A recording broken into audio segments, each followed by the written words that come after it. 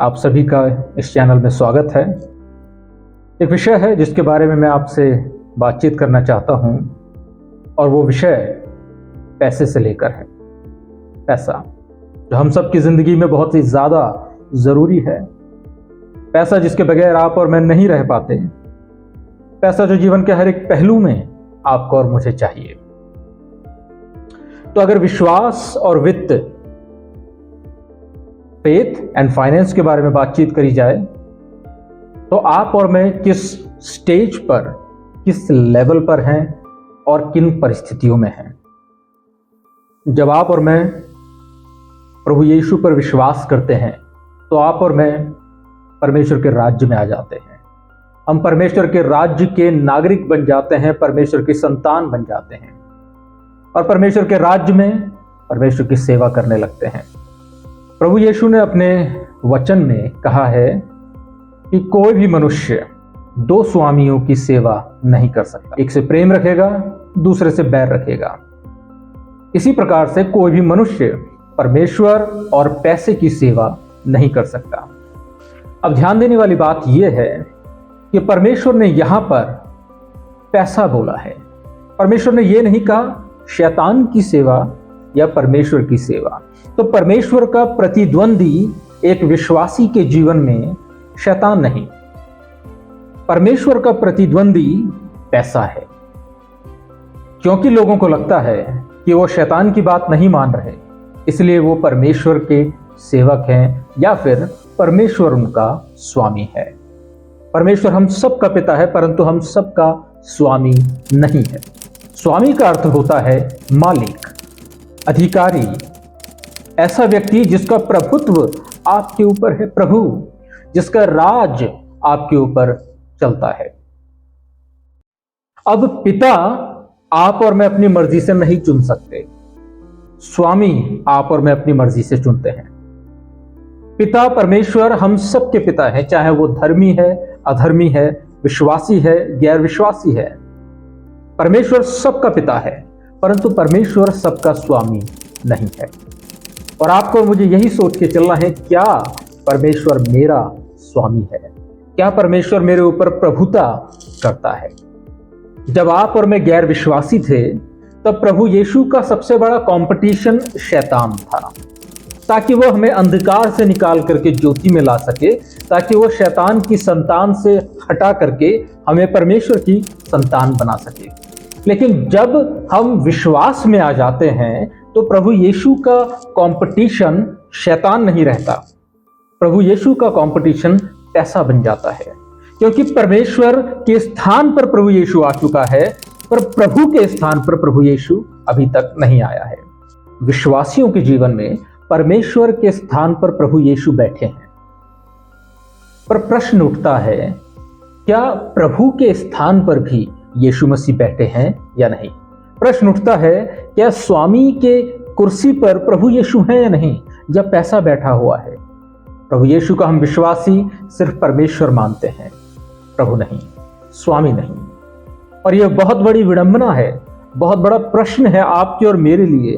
क्या प्रभु यीशु सिर्फ मेरा परमेश्वर है या मेरा प्रभु भी है, मेरा स्वामी भी है? परमेश्वर का वचन कहता है कि पैसे का लोभ सब प्रकार की बुराइयों की जड़ है। हिंदी में लोभ शब्द आया है, लेकिन आप जब ओरिजिनल भाषा में देखेंगे, अंग्रेजी में देखेंगे, तो वहां लव लिखा है। पैसे का प्रेम, पैसे से प्रेम सारी बुराइयों की जड़ है। विश्वास में आने से पहले यीशु मसीह लड़ता है कि वो हमारा परमेश्वर बन सके। विश्वास में आने के बाद यीशु मसीह लड़ता है कि वो हमारा स्वामी बन सके। आज भी हम में से कितने लोग हैं जो पैसे को स्वामी बना करके बैठे हैं और यीशु मसीह स्वामी की गद्दी पर नहीं है? और क्या सबूत है कि यीशु मसीह हमारा स्वामी है? सबूत है हमारा दशमांश को देना, हमारे 10वें अंश को देना, जो हमें आज्ञा परमेश्वर के वचन में दी गई है। क्या मैं अपनी तनख्वाह का 10वां अंश देता हूं? क्या मैं अपने इंटरेस्ट का 10वां अंश देता हूं? क्या मैं अपने बैंक में आए हुए पैसे का 10वां अंश देता हूं? क्या मैं अपने रेंट से आया हुए पैसे का 10वां अंश देता हूं? क्या मैं अपने बिजनेस के इनकम का 10वां अंश देता हूं? ये प्रश्न आपके और मेरे लिए है। बड़ा ही आसान होता है पैसे पर अपनी जरूरत को निर्भर कर देना, अपनी सुरक्षा को निर्भर कर देना। आपको और मुझे सचेत होकर रोज निर्णय लेना होता है कि हमारा स्वामी कौन है। क्या हमारा स्वामी पैसा बनेगा आज, या हमारा स्वामी यीशु मसीह? पैसे पर निर्भर होना एक स्वभाव है, और वो स्वभाव पुराने मनुष्यत्व का है।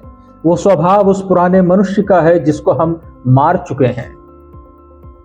तो हम कैसे अपने आप को नया जन्म पाया हुआ व्यक्ति मान सकते हैं यदि आप और मैं अभी भी पुराने मनुष्य के स्वभाव को बार बार दोहराते हैं? परमेश्वर की अर्थव्यवस्था और संसार की अर्थव्यवस्था दोनों में अंतर है, और हमें समझना होगा कि परमेश्वर की अर्थव्यवस्था किस प्रकार से चलती है, जो संसार के बिल्कुल विपरीत है। परमेश्वर ने दशवांश को इसलिए स्थापित नहीं किया कि उसे पैसे की जरूरत है।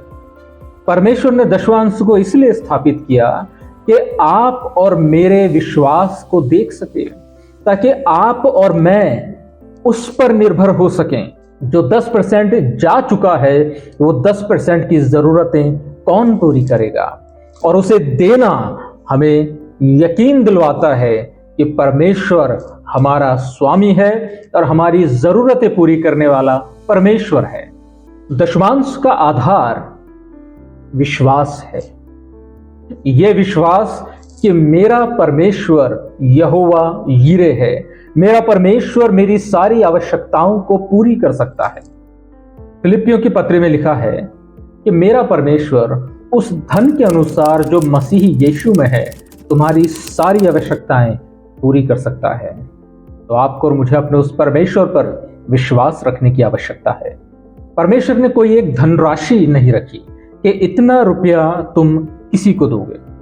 परमेश्वर ने परसेंटेज रखा कि कोई व्यक्ति कितना भी कमाए वो इतना परसेंट, 10% हमारे दशवांश में 10% परमेश्वर को दिया करे।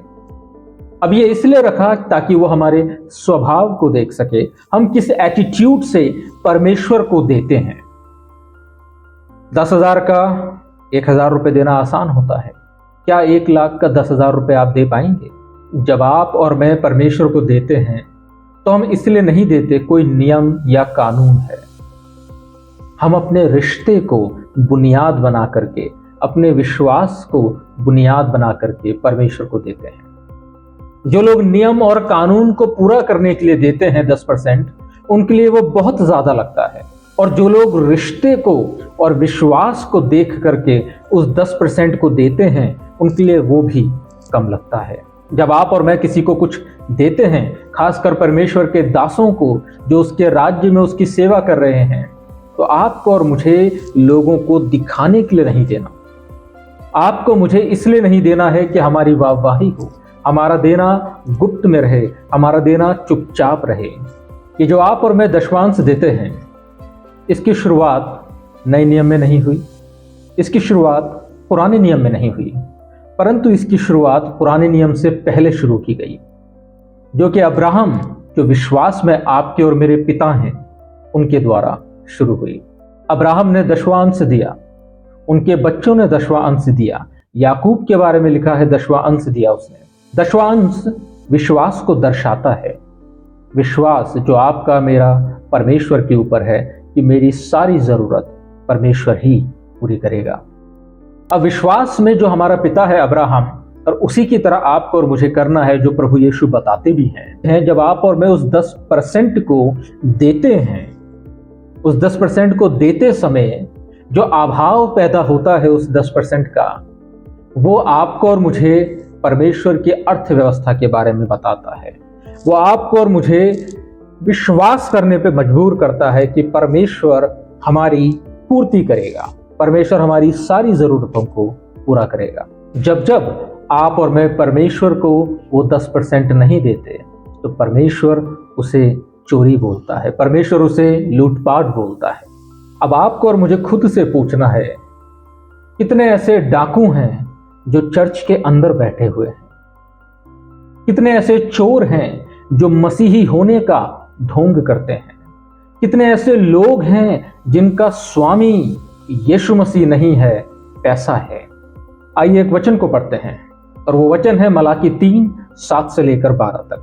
परमेश्वर के वचन में लिखा है, अपने पुरखाओं के दिनों से तुम लोग मेरी विधियों को हटाते आए हो और उनका पालन नहीं करते।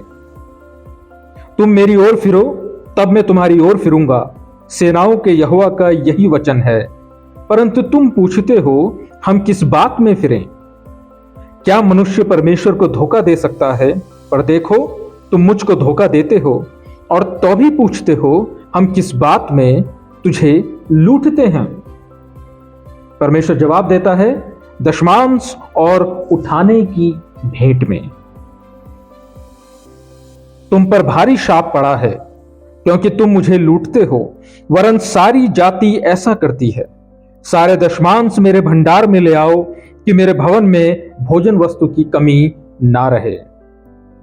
और सेनाओं का यहोवा यह कहता है कि ऐसा करने से मुझे परखो कि मैं आकाश के झरों के तुम्हारे लिए खोलकर तुम्हारे ऊपर अपरंपार आशीष की वर्षा करता हूं कि नहीं। मैं तुम्हारे लिए नाश करने वाले को ऐसा घुड़कूंगा कि वह तुम्हारी भूमि की उपज नष्ट ना करेगा, और तुम्हारी दाखलताओं के फल कच्चे ना गिरेंगे। सेनाओं के यहोवा का यही वचन है। तब सारी जातियां तुमको धन्य कहेंगी, क्योंकि तुम्हारा देश मनोहर देश होगा। सेनाओं के यहोवा का यही वचन है। परमेश्वर यहां पर 3 चीजें कहता है। पहली चीज, मेरी ओर फिरो। दूसरा, तुम मुझे धोखा देते हो। तीसरा, तुम मुझे लूटते हो। तो आइए एक एक करके इसको जानने की कोशिश करें। पहली चीज परमेश्वर कहता है, मेरी ओर फिरो। और लोग पूछते हैं कि हम किस बात में फिरें। दूसरे शब्दों में परमेश्वर कह रहा है, पश्चाताप करो, और लोग कह रहे हैं किस बात का पश्चाताप करें। अब इस जवाब का यह मतलब नहीं है कि लोगों को यह नहीं पता पश्चाताप कैसे करते हैं, परंतु उनका जवाब यह बताता है कि हम पहले से तेरे करीब हैं, हम तेरी आज्ञाओं को मानते हैं, जैसा तू कहता है वैसा करते हैं। हम किस चीज में पश्चाताप करें? हम तेरे चर्च जाते हैं, हम तेरी आराधना करते हैं, हम गीतों को गाते हैं, जैसा तू करता है वैसा करते हैं। हम किस चीज पर पश्चाताप करें? दूसरा, परमेश्वर कहता है कि तुम मुझे लूटते हो, तुम मुझे धोखा देते हो। लोग जवाब में कहते हैं कि प्रभु, हमने किस बात में तुझे धोखा दिया है? और जब लोग कहते हैं हमने तुझे किस बात में लूटा है, इसका अर्थ यह है कि लोग बोल रहे हैं कि प्रभु, तू क्यों हम पर यूं ही इल्जाम लगा रहा है? उनके इस चीज को बोलने के बाद परमेश्वर अपना इल्जाम बताता है कि मैं तुम पर इस चीज के इल्जाम लगाता हूं। परमेश्वर कहता है, तुम मुझे दशवांश नहीं देते, तुम मेरी भेंटों को नहीं देते, इसीलिए तुम्हारे ऊपर श्राप पड़ा हुआ है। तुम दशवांश की चोरी करते हो, तुम भेंट की चोरी करते हो, और तुम्हें पश्चाताप की जरूरत है। परमेश्वर के एक दास हुआ करते थे आज से करीबन 150 साल पहले, और उनका नाम था George Campbell Morgan. George Campbell Morgan जब 13 साल के बच्चे थे तब उन्होंने अपना पहला प्रचार किया। जब वो 15 साल के हुए तो संडे में प्रचार करने लगे चर्चों के बीच में, और जब वो 17 साल के हुए तो एक पास्टर के तौर पे वो नियुक्त किए गए। उन्होंने पास्टर की पदवी को 17 साल की उम्र में संभाल लिया। तो जॉर्ज कैंपबेल मॉर्गन एक चीज अपनी किताब में लिखते हैं, जब वो इस मलाकी के पद्यांश को पढ़ते हैं कि परमेश्वर उनसे कह रहा है, पश्चाताप करो, मन फिराओ, तुम मुझे लूट रहे हो, तुम मुझे धोखा देते हो। जब इस पूरे पद को जॉर्ज कैंपबेल पढ़ते हैं तो जॉर्ज कैंपबेल अपनी किताब में एक चीज लिखते हैं, तो बहुत ही खूबसूरत चीज लिखते हैं, और उस चीज को मैं आपको पढ़ के सुनाना चाहूंगा। जॉर्ज कैंपबेल मॉर्गन आज के ईसाइयों को और उस समय के इजराइलियों को कंपेयर करते हैं, और वो क्या लिखते हैं सुनिए। वो लिखते हैं, ये लोग खुलकर परमेश्वर के विरोध में कुछ नहीं कहते और ना ही दशमांश पर उसके अधिकार पर सवाल करते हैं, लेकिन ये लोग काल्पनिक विचारों में जीते हैं, जिसमें उन्हें यह महसूस होता है कि क्योंकि उन्होंने उसके भवन में थोड़ा बहुत भेंट डाल दी है, इसलिए वो उसके साथ ईमानदारी और सच्चाई से जी रहे हैं। ये लोग ऐसी भाषा का इस्तेमाल नहीं करते कि आओ हम उसके जुए को अपने ऊपर से तोड़ डालें, बल्कि इनकी भाषा एक सच्चे मसीही की तरह होती है। उनकी भाषा ऐसी होती है कि आओ हम आराधना करना और दशवांश देना बंद कर दें, ऐसी नहीं होती, और जैसे हमें अच्छा लगता है वैसा ही करें। परंतु इनकी भाषा उन लोगों की तरह होती है जो ये कहते हैं कि देखो हम तो आराधना और भेंट उसको प्रसन्न करने के लिए करते हैं, फिर भी वो अपने दासों के मुंह से कहलवाता है कि तुमने मेरा आदर नहीं किया और तुम दशमांश की चोरी करते हो और मुझे लूटते हो। ये लोग बाहर से तो सारे रीति रिवाजों को करते हैं, परंतु इनके दिल परमेश्वर से दूर हैं। वे बाइबल की डिग्रियां और ज्ञान पर घमंड तो करते हैं, पर उस ज्ञान के अनुसार नहीं चलते। बुनियादी तौर से उनका दिल, उनका चरित्र, उनका अंदरूनी स्वभाव परमेश्वर की नजरों में लगातार गलत है और परमेश्वर की इच्छा के विपरीत है। और जब परमेश्वर का दास उनको ये बताता है कि परमेश्वर उनके बारे में क्या सोचता है, तो वो बड़े अचंभे के साथ उसको उत्तर देते हैं कि हमें तो ऐसा नहीं लगता। नए नियम की भाषा में बोला जाए तो ये लोग धार्मिकता की सामर्थ्य को नकारते हुए उसका दिखावा करते हैं। ऐसे लोग चर्च में भी पाए जाते हैं। वो अपने आप को आत्मिक समझते हैं और ये उम्मीद करते हैं कि परमेश्वर उनकी धार्मिकता को ऐसे ही कबूल कर ले।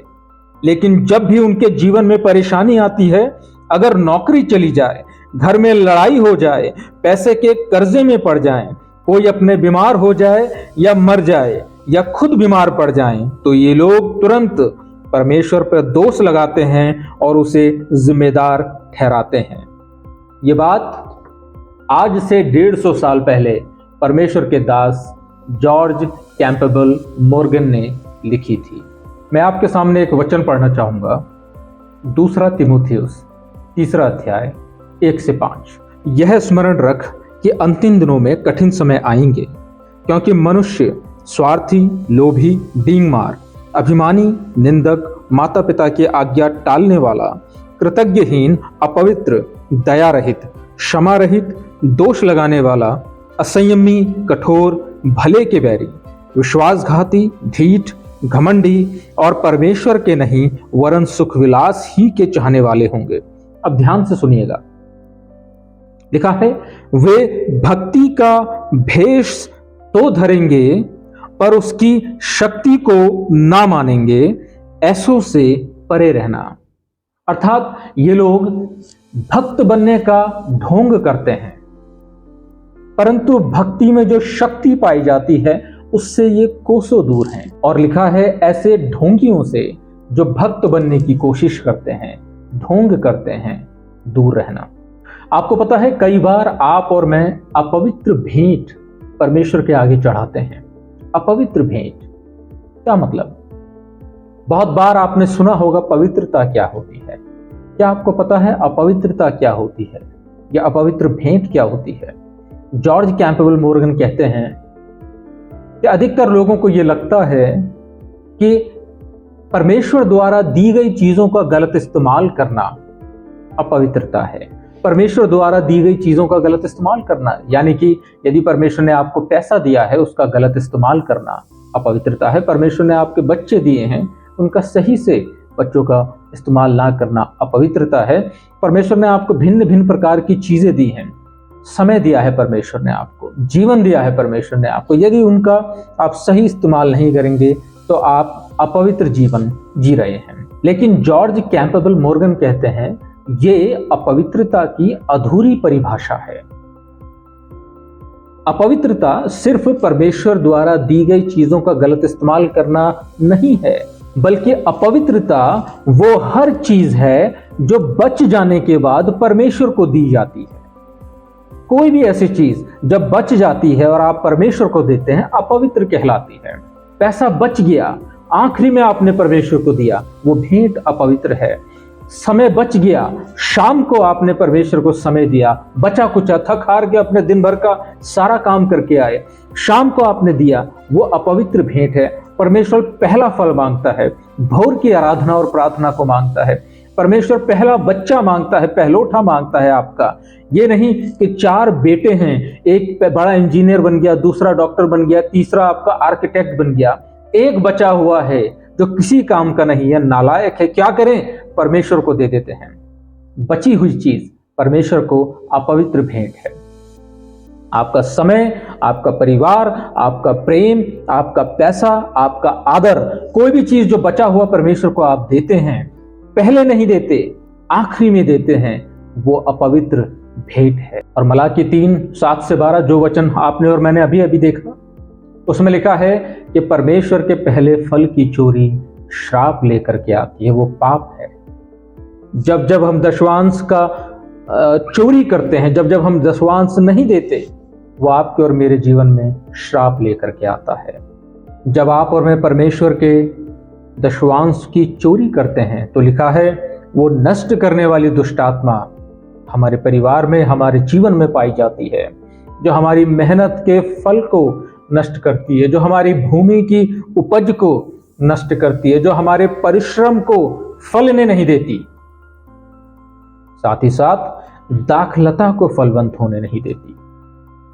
मेहनत करके जो चीज हम बड़ी करते हैं उसमें फल नहीं लगते, कच्चे फल गिर जाते हैं। क्या आपने सोचा है कभी क्यों परिवारों में बच्चों की कमी है? क्यों प्रीमैच्योरली बच्चों की डेथ हो जाती है? क्यों लोग कंसीव नहीं कर पाते? क्यों फल परिवार में नहीं लग पाता? क्या उसका कारण? ये चोरी है। यदि आपके जीवन में ऐसा कुछ है, यदि आपको बच्चे होने में परेशानी होती है, यदि आपकी मेहनत का फल आपको नहीं मिल पाता, यदि आप कितना ही काम कर लें लेकिन बेनिफिट नहीं हो पाता, प्रॉफिट नहीं हो पाता, आपके पास पैसा रुक नहीं पाता, बच नहीं पाता, सेव नहीं हो पाता, इन्वेस्ट नहीं हो पाता, तो आपके पास ये समय है पश्चाताप करने का। आपके पास ये समय है अपने कामों को बदलने का। आपके पास ये समय है कि आप इसी वक्त घुटनों पे आ जाएं, परमेश्वर से क्षमा मांगें और परमेश्वर को लूटना बंद करें। उसका हर महीने का दशवांश उसे दें और जनवरी का पहला फल उसे दें। ये श्राप पीढ़ी दर पीढ़ी चलता है, परंतु श्राप तोड़ने के उपाय भी परमेश्वर ने बताए हैं। पहला उपाय परमेश्वर ने कहा, मेरी आज्ञाओं को मानो। पहला उपाय परमेश्वर की आज्ञा को मानना। और वो क्या आज्ञा लिखी हुई है कि सारे दशवांश मेरे पास लाओ। दूसरा, परमेश्वर की चुनौती को ग्रहण करना कि परख कर देखो मुझे। परमेश्वर चुनौती दे रहा है, पहला आज्ञा देता है, फिर वो चुनौती देता है। इसी प्रकार से परमेश्वर 2 आशीषों का वादा करता है, एक वो आशीष जो बाहर से दिखती है और एक वो आशीष जो अंदर पाई जाती है। बाहर से दिखने वाली आशीष के परमेश्वर कहता है, मैं स्वर्ग के झरोखे तुझ पर खोल दूंगा और उस नष्ट करने वाली दुष्ट आत्मा को डांटूंगा, घुड़कूंगा कि वो तुझसे दूर हो जाए। हमारे जीवन के हर एक क्षेत्र में, चाहे वो आर्थिक है, पारिवारिक है, बिजनेस का है या किसी और क्षेत्र है, परमेश्वर कह रहा है मैं आर्थिक आशीषों को खोल दूंगा, स्वर्ग के झरोखे खुल जाएंगे। और दूसरा, वो जो आशीष मैं तुम्हें दूंगा, नाश करने वाली आत्मा उसको नष्ट नहीं कर पाएगी, मैं उसको भगा दूंगा। ये बाहरी आशीष है। और दूसरी आशीषों के बारे में परमेश्वर कहता है, अंदरूनी आशीष कहता है तुम्हारा देश मनोहर कहलाएगा। हिंदी में देश शब्द आया है, परंतु इब्रानी भाषा में, जिस भाषा में बाइबल लिखी गई है, उसमें देश नहीं आया। कि तुम मनोहर कहलाओगे, आनंद, तुम्हारे जीवन में आनंद होगा, तुम्हारे जीवन में आनंद पाया जाएगा और सारी जातियां तुम्हें धन्य कहेंगी। धन्य का अर्थ सुखी होता है, खुश होता है। सारी जातियां देखेंगी ये लोग कितने खुश लोग हैं, सारी जातियां देखेंगी ये लोग कितने आनंदमय लोग हैं। कहां से है ये खुशी, कहां से है ये आनंद? और उसका राज है कि हम परमेश्वर को नहीं लूटते, हम दशवांश रेगुलर समय पर परमेश्वर को देते हैं। चोरी हम नहीं करते। आपके सामने एक वचन पढ़ना चाहूंगा मैं, नीति वचन 3 अध्याय 9-10। परमेश्वर के वचन में लिखा है, अपनी संपत्ति के द्वारा और अपनी भूमि की सारी पहली उपज दे देकर यहोवा की प्रतिष्ठा करना। यहोवा की प्रतिष्ठा करना। जब आप और मैं पहली उपज देते हैं, जब आप और मैं 10वां अंश देते हैं, तो हम परमेश्वर की प्रतिष्ठा करते हैं, परमेश्वर को आदर देते हैं। और जब जब हम चोरी करते हैं, परमेश्वर का निरादर करते हैं। जब जब हम 10वां अंश को नहीं देते, जब जब हम परमेश्वर के पहले फल की चोरी करते हैं, तब तब हम परमेश्वर को निरादर देते हैं, परमेश्वर की इज्जत नहीं करते।